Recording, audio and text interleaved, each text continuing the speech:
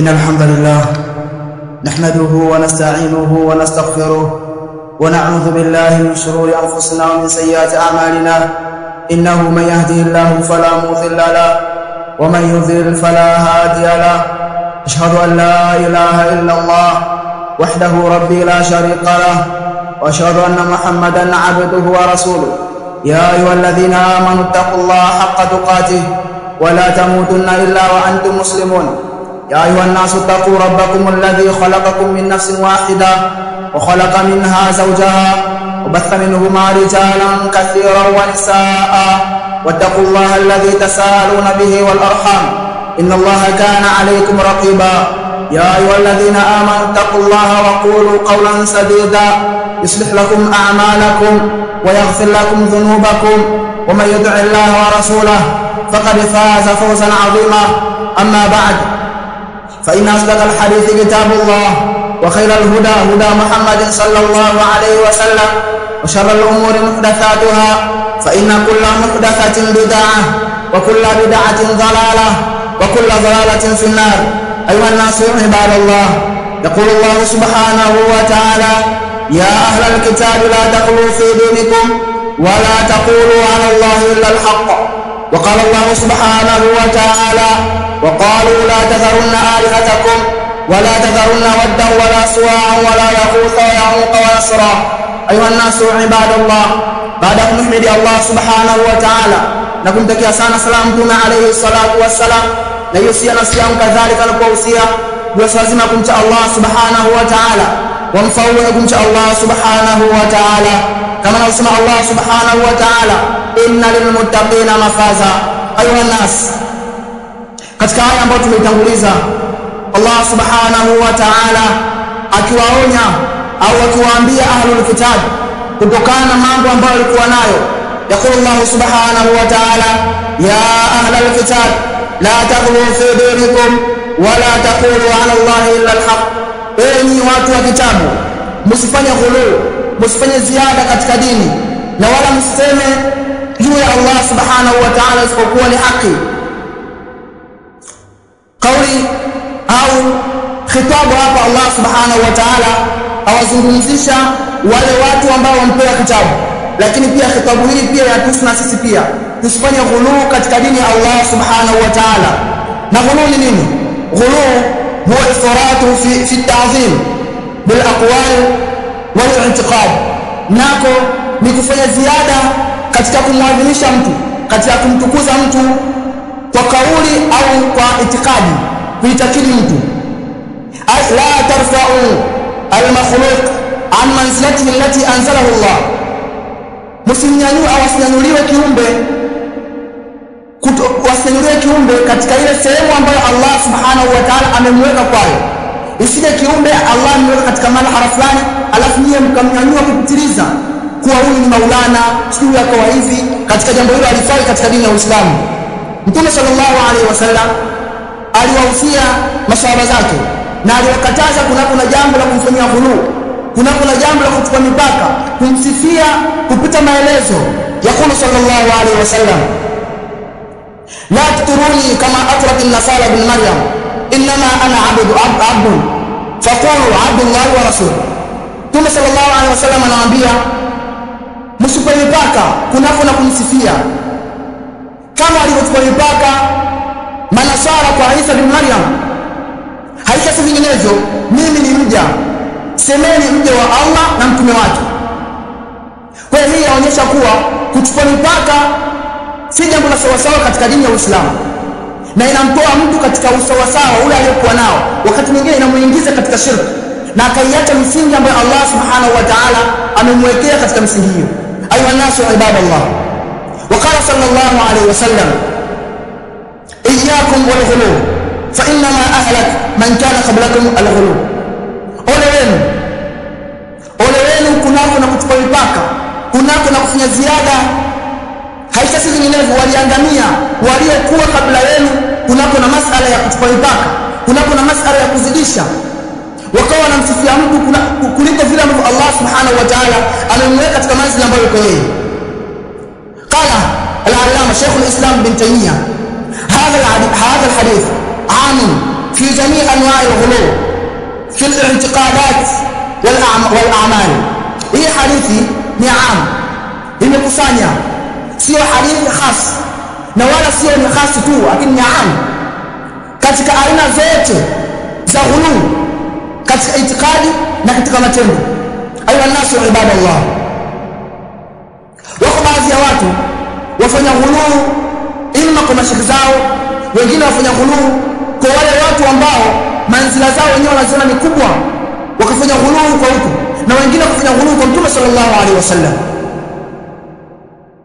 Kwa hili jambo halifai katika dini ya Uislamu watu kuwa na ghulu, watu kuchukua mipaka, wakae katika misingi ambayo Allah subhanahu wa ta'ala amewawekea au Mtume sallallahu alaihi wasallam kawawekea katika misingi hiyo. Unapokuwa kumsifia Mtume sallallahu alaihi wasallam, basi watu watumie mipaka ya kumsifia Mtume sallallahu alaihi wasallam, na watu watumie mipaka unapokuwa kuwasifia wale ambao wanaona ni bora kwa wao.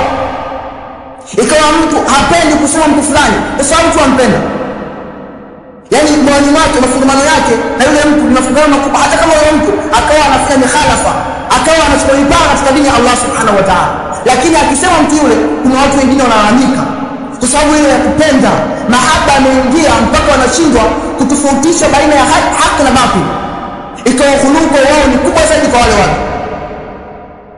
Sasa watu wanagawanyika katika makundi matatu. Kuwapenda hao ikawa ni watu wema, hao sio kwa hao, wamegawanyika katika makundi matatu. Kundi la kwanza ni wale watu ambao wanaitwa al-ghulat, wale watu wenye kufanya ghulu. Hum alladhina yarfa'una as-salihina fawqa manzilatihim allati anzalahum Allah iyyaha. Au al-ghulat ni wale watu ambao wanaonyanyua watu wema juu ya manzila ambayo wako nayo, ambayo Allah amewaweka manzila hiyo. Waadhimunahum, na wakawafanyia taadhim, wakawatukuza watu wao kuliko vile ambavyo wao wanastahili.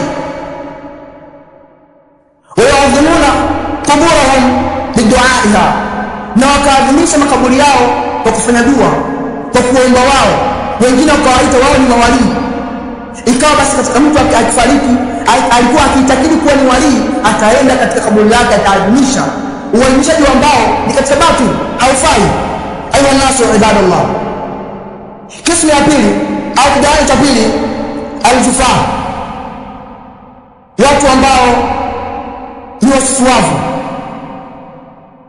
watu ambao wenyewe hawasifii hata kama mtu akafanya jambo la sawa sawa.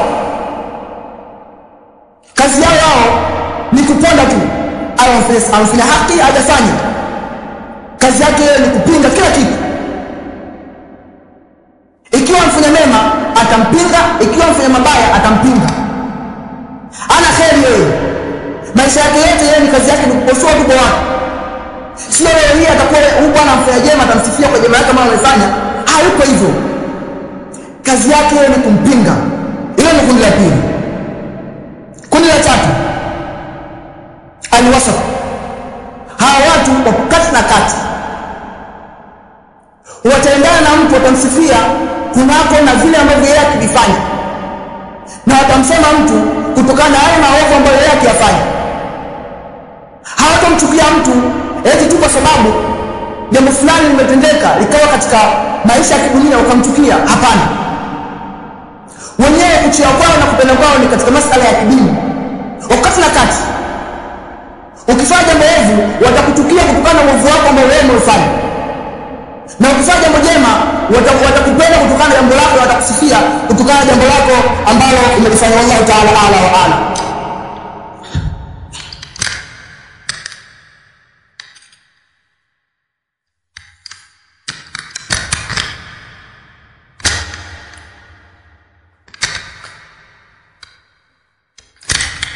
Alhamdulillah, binasta'inu ala umuri din wa dunya.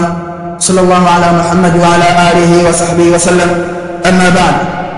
Ayuha nasu ibadallah, ndugu zangu katika imani, tumeona vigawanyo vya watu kunako na kupenda na kuchukia. Kuna wale ambao wanafanya ghulu kwa watu wema na kuna wale ambao wanakanusha kila kitu, na kuna wale ambao wakati na kati. Sasa katika hadithi ambayo ameipokea Imam al-Bukhari عن ابن عباس رضي الله عنهما في قول الله تعالى, ابن عباس رضي الله عنهما akifasiri kauli yake Allah subhanahu wa ta'ala, وقالوا لا تذرن آلهتكم ولا تذرن ودا ولا سواع ولا يغوث ويعوق ونسرا. watu wa Nuh alayhi salam waliambiana watu wao kwa msiwaache miungu yenu. Shetani aliwahuri wao. Baada ya kuwahuri wakawa wanaambiana msiache miungu yenu na wala msimuache wala suwa wala yahuda wala yahuqa wala nasra, msiwaache. Ibn Abbas radiyallahu anhuma anasema hadhihi al-asma rijal as-salihin min qawli Nuh, haya majina ni majina ya watu wema katika zama za Nabii Allah Nuh. Falamma halaku awha ash-shaytan ila qawmihi, pindi sasa walipotoweka watu, walipoangamia, shaitani akawapambia au akawaita wahi shaitani kwa wale watu ambao wamebaki, anasubu ila majalisihim allati kanu yajlisuna fiha, kuwa watengeneze masanamu katika sehemu zile ambazo wao walikuwa wakikaa. Wao watengeneze sanamu kwa sababu hao watu walikuwa ni wema, basi watengeneze sanamu kwa ajili ya kuwatukuza, kuwa na mchango wao ule ambao wao walikuwa wakifanya. Watengeneze sanamu katika sehemu zao ambazo wao walikuwa wakipatikana. Wasammuha biasma'ihim fafa'alu wa lam tu'bad, na masanamu wayaite kwa majina yao, yale majina yao waite Wad, Waswa, Wayahuth, Wayauq, waite majina yao.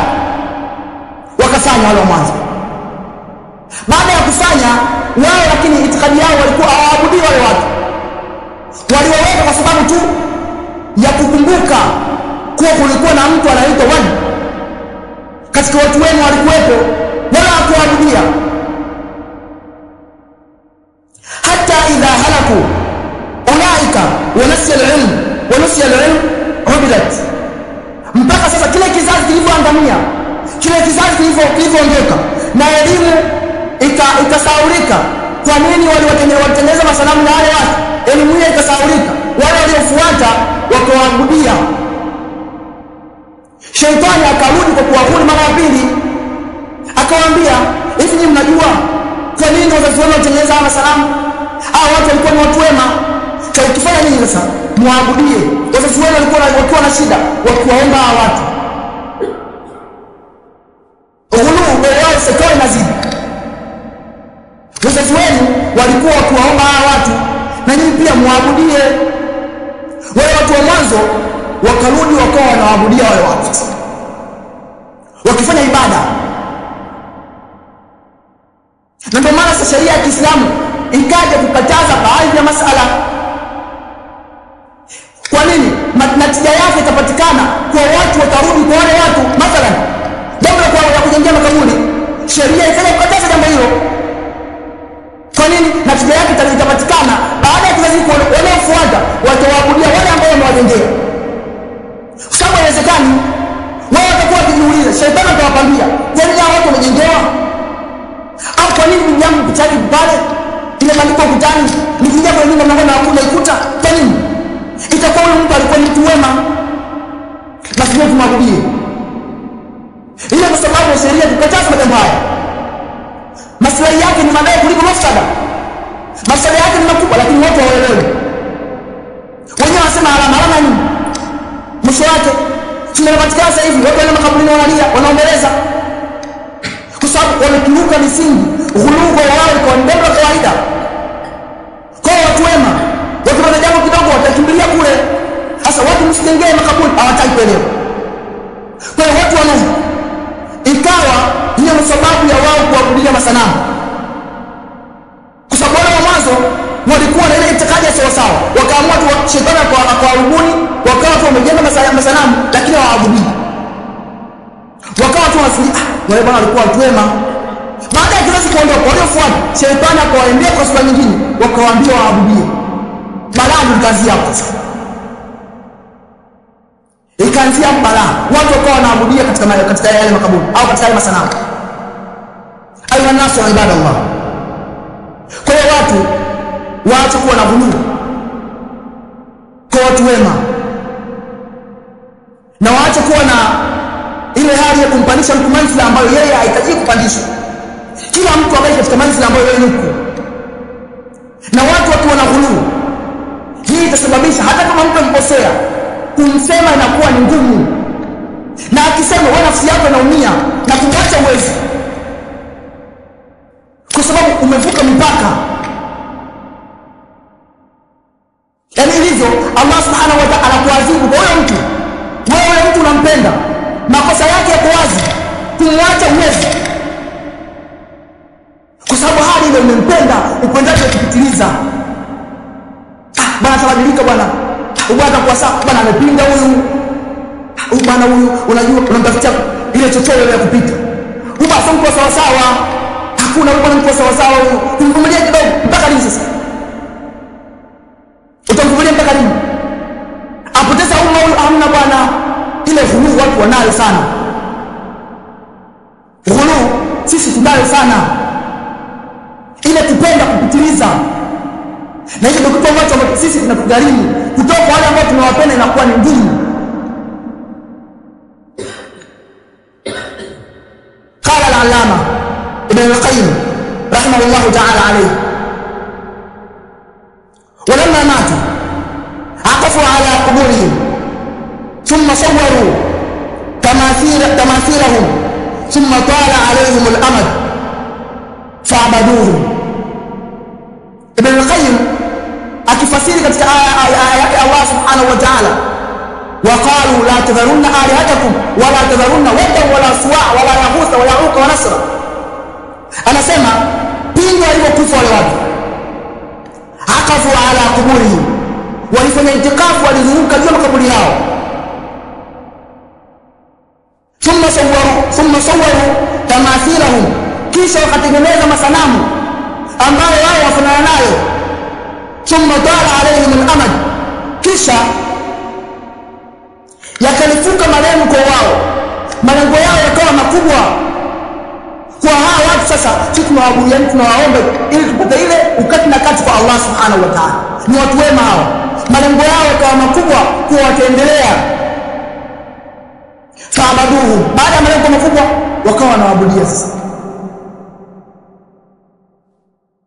ndipo Allah subhanahu wa ta'ala anatukumbusha kuwa alama ahada ilaykum ya bani adam alla ta'budu ash-shaytan innahu lakum adu. Hivi hatukuchukua ahadi, hivi sikuchukua ahadi, hatukuweka ahadi enyi wanadamu, hatukuweka ahadi kwa nyinyi enyi wanadamu ya kwamba msimwabudie shaytani. Hakika shaytani kwa nyinyi ni adui wa wazi, hatukuweka ahadi hiyo. Jawabu, waliweka au tuliweka ahadi hiyo kwa watu wasimwabudie shaytani, kwa shaytani ni adui wa wazi. Inna ash-shaytana lakum adu fattakhidhuhu aduwa, hakika shaytani kwa nyinyi adui, basi fanyeni kwa adui.